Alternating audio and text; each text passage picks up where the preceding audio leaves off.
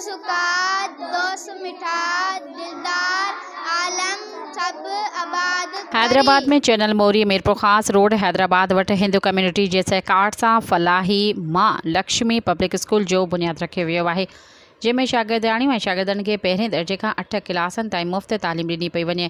उन सां गॾोगॾु तालीमी स्टेशनरीज़ जो सामान बि मुफ़्त फ़राहम कयो पियो वञे। 3 मंज़िला प्लाज़ा में मां लक्ष्मी पब्लिक स्कूल जी इमारत जोड़ी वई आहे, जिते लग्ज़री तरह सां क्लास ऐं वॉशरूम्स जोड़ियल आहिनि।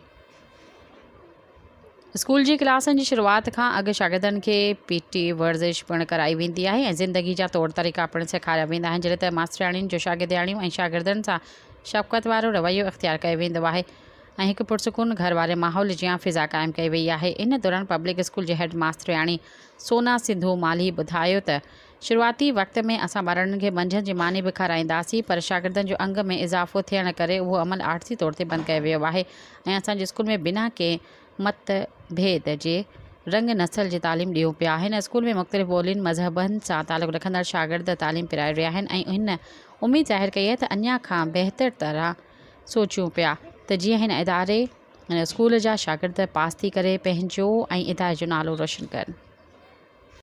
मौत की आगोश में जब तक सो जाती है माँ, मौत की आगोश में जब तक सो जाती है माँ, कब कहीं जाकर वो थोड़ा सा सुकून पाती है माँ, कब कहीं जाकर वो थोड़ा सा सुकून पाती है माँ।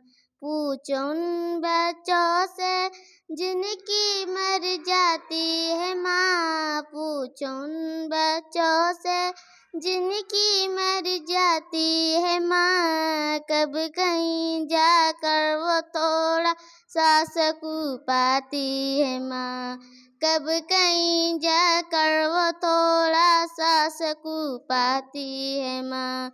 माँ सलाम मुने माँ सलाम मुने माँ सलाम मुने माँ सलाम। ABCDEFGHIJKLMN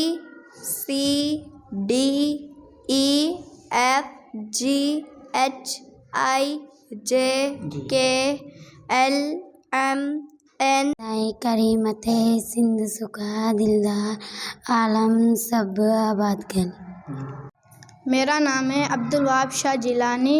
मेरे स्कूल का नाम है माँ लक्ष्मी पब्लिक स्कूल हैदराबाद। छोटी सी गुड़िया जादू की पुड़िया नर्सरी में पढ़ती, काम नहीं करती, जब टीचर मारती करती, जब छुट्टी होती बाय बाय करती। असां सुबुह जो रेगुलर स्कूल ईंदा आहियूं। असां शुरूआति असेंबली खां कराईंदा आहियूं, जंहिंमें एक्सरसाइज़ कराईंदा आहियूं ॿारनि खे ऐं उन खां पोइ क्लासूं स्टार्ट थींदियूं आहिनि। उन पीरियड वाइज़ असां सब्जेक्ट वठंदा आहियूं, जीअं त पहिरीं इंग्लिश जो सब्जेक्ट वठंदा आहियूं, पोइ मैथ ऐं उन खां पोइ वरी सिंधी जो सब्जेक्ट वठंदा आहियूं, जेको असां हींअर वठी रहिया आहियूं। ऐं हफ़्ते जे हिकु ॾींहुं असां ॿारनि खे गेम पीरियड बि कराईंदा आहियूं ऐं उन में ड्राइंग बि असां ॿारनि खे कराईंदा आहियूं, जीअं ॿारनि जी दिलचस्पी वधे ऐं उहे रेगुलर स्कूल अचनि। सलाम नमस्ते। मां सोना सिंधू माली मां लक्ष्मी पब्लिक स्कूल हैदराबाद मां।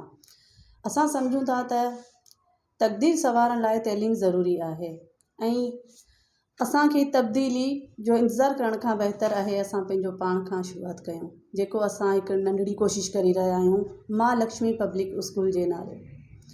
मां लक्ष्मी असांजी रूहानी माउ जो नालो आहे, जेको असां खां 7 समंदर परे रहंदड़ सर दिलीप कुमार साहब रतनाणी जे माउ जो नालो आहे।